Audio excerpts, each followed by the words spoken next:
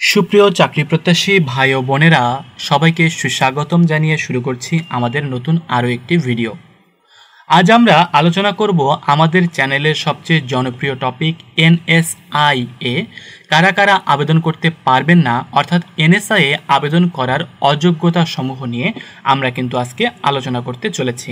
Video শুরু করার আগে বরাবরের মতো বলে নেই, আপনি যদি আমাদের চ্যানেলে নতুন হয়ে থাকেন তবে অনুগ্রহ করে আমাদের চ্যানেলটি সাবস্ক্রাইব করে নিন এবং পাশের বেল আইকনটিতে প্রেস করুন, যেন পরবর্তীতে প্রকাশিত সকল ভিডিও সবার আগে আপনি দেখতে পান।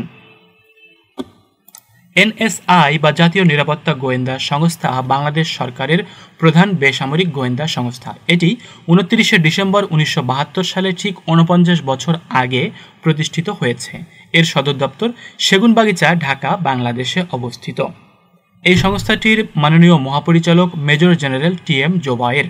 এটি সরাসরি প্রধানমন্ত্রী এবং মাননীয় প্রধানমন্ত্রী কার্যালয় কর্তৃক সরাসরি নিয়ন্ত্রিত হয়। বাংলাদেশ সরকারের মাননীয় প্রধানমন্ত্রী এবং মাননীয় প্রধানমন্ত্রীর কার্যালয় যে কোনো আদেশ নিষেধ এনএসআইকে দিয়ে থাকে এবং এনএসআই শুধুমাত্র প্রধানমন্ত্রী এবং প্রধানমন্ত্রীর কার্যালয় ব্যতীত অন্য কোনো সংস্থার নিকট দায়বদ্ধ নয়। চলুন শুরু করা যাক আজকের ভিডিওর মূল টপিক, অর্থাৎ এনএসআই এ কারা কারা আবেদন করতে পারবেন না। প্রথমেই বলে রাখা ভালো, এনএসআই এ যাদের বয়স 30 বছর পার হয়ে গেছে তারা কিন্তু আবেদন করতে পারবেন না।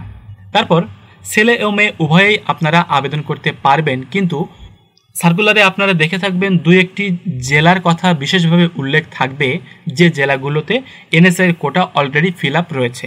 যেমন উদাহরণস্বরূপ উল্লেখ থাকতে পারে ঢাকা এবং পঞ্চগড় জেলার আবেদন করার প্রয়োজন নেই। এটি উল্লেখ থাকতে পারে, এটি যে কোনো জেলার নাম থাকতে পারে, অর্থাৎ যে যে জেলার নাম থাকবে যে আবেদন করা যাবে না তারা কিন্তু কোনোভাবেই আবেদন করতে পারবেন না। তারপর এনএসআই এর ওয়াচার কনস্টেবল বা ফিল্ড স্টাফ সার্কুলারের ক্ষেত্রে আপনারা দেখতে পাবেন সেখানে উচ্চতা চাওয়া হবে 5 ফিট 4 ইঞ্চি। এই ফিল্ড স্টাফ বা ওয়াচার কনস্টেবলে যাদের উচ্চতা 5 ফিট 4 ইঞ্চির কম তারা কিন্তু কোনোভাবে আবেদন করতে পারবেন না। তবে আপনারা অন্যান্য পোস্টগুলোতে যেমন field officer, junior field officer এবং এডিতে কিন্তু অবশ্যই আবেদন করতে পারবেন। আপনারা অনেকেই চশমা পরিধান করেন, এতে কোনো সমস্যা নেই, কিন্তু আপনার স্বাভাবিক দৃষ্টিসীমা যদি 6/6 এর কম হয় সেক্ষেত্রে কিন্তু আপনি আবেদন করতে পারবেন না। অর্থাৎ আপনার চোখে যদি অস্বাভাবিক কোনো ত্রুটি থাকে তাহলে আপনি আবেদন করতে পারবেন না। শারীরিক প্রতিবন্ধী ব্যক্তিরা কিন্তু এনএসআই এ আবেদন করতে পারবেন না। এটি অত্যন্ত দুঃখের সাথে জানাচ্ছি, যাদের একটি হাত, পা বা অন্য কোথাও কোনো ধরনের বিকলাঙ্গতা রয়েছে তারা কিন্তু এনএসআই এ আবেদন করতে পারবেন না। কারণ এনএসআই একটি গোয়েন্দা সংস্থা, এটি দেশ এবং দেশের বাইরে বিভিন্ন জায়গায় কিন্তু তাদের কার্যক্রম পরিচালনা করে থাকে। অর্থাৎ এক্ষেত্রে কিন্তু সুস্থ সবল এবং ফিট ব্যক্তিদেরকে নিয়োগ দেওয়া হয়। এখানে অস্ত্র চালনা সহ আরও নানা রকম কঠিন কাজ করতে হয়। দ্যাটস ওয়াই বুঝতেই পারছেন, দুঃখের সাথে জানাচ্ছি প্রতিবন্ধী ব্যক্তিরা এনএসআই এ আবেদন করতে পারবেন না। কোনো রকম কাটাফাটা দাগ থাকলে আপনি আবেদন করতে পারবেন, তবে উল্লেখযোগ্য অপারেশন যেমন কিডনির অপারেশন বা চক্ষু অপারেশন বা হার্টে অপারেশন যদি হয়ে থাকে, অর্থাৎ আপনার মেজর অঙ্গাণুগুলোতে যদি কোনো ধরনের অপারেশন হয়ে থাকে সেক্ষেত্রে কিন্তু আপনি এনএসআই এ আবেদন করার অযোগ্য বলে বিবেচিত হবেন। কারণ এনএসআই এ প্রচণ্ড রকম শারীরিক পরিশ্রম করতে হয়। দেশের নিরাপত্তা রক্ষার স্বার্থে আপনাকে বিভিন্ন জায়গায় ভিজিট করতে হবে, বিভিন্ন রকম কাজ করতে হবে। সেক্ষেত্রে কিন্তু আপনি অযোগ্য বলে বিবেচিত হবেন যদি আপনার মেজর অঙ্গাণুতে কোনো রকম সমস্যা থাকে বা মেজর অপারেশন হয়ে থাকে। আপনার নামে যদি কেস থাকে তাহলে আপনি কিন্তু আবেদন করতে পারবেন, কিন্তু বলে রাখা ভালো, এই কথাটি আপনারা অত্যন্ত মনোযোগ দিয়ে শুনুন।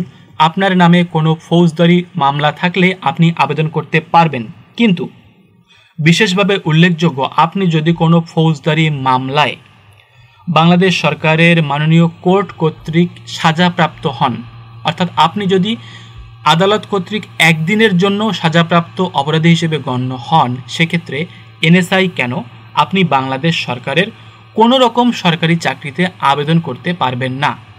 আপনার নামে কেস থাকলে কোনো সমস্যা নেই, কেস যে কারো নামে থাকতে পারে, আপনি আবেদন করতে পারবেন, কিন্তু আপনি যদি সাজাপ্রাপ্ত আসামি হয়ে থাকেন সেক্ষেত্রে আপনি এনএসআই সহ সকল চাকরিতে অযোগ্য বলে বিবেচিত হবেন। বন্ধুরা, এই ছিল এনএসআই সম্পর্কিত আজকের ভিডিও। আজকের ভিডিওতে আমরা দেখাতে চেয়েছি যে কোন কোন বিষয় থাকলে আপনি আবেদন করতে পারবেন না, অর্থাৎ এনএসআই-এ আবেদন করার অযোগ্যতা সমূহ। আপনাদের ভিডিও সম্পর্কিত যে কোনো মতামত আমাদের কমেন্ট সেকশনে জানাতে পারেন, বা আপনাদের আরও কোনো প্রশ্ন থাকলে অথবা আপনারা ভবিষ্যতে ভিডিও কী টপিকে চান সেটিও আমাদের কমেন্টে জানাতে পারেন। আমরা সাধ্যমতো চেষ্টা করব সঠিক তথ্য দিয়ে আপনাদের চাকরি প্রাপ্তির পথকে একটু সুগম করতে। আশা করি ভিডিওটি ভালো লেগেছে। যদি ভালো লাগে একটি লাইক দেবেন এবং খারাপ লাগলে ডিসলাইক আপনাদের জন্য উন্মুক্ত রয়েছে। আশা করি ভিডিওটি খারাপ লাগেনি। ভালো থাকবেন, সুস্থ থাকবেন। আসসালামু আলাইকুম।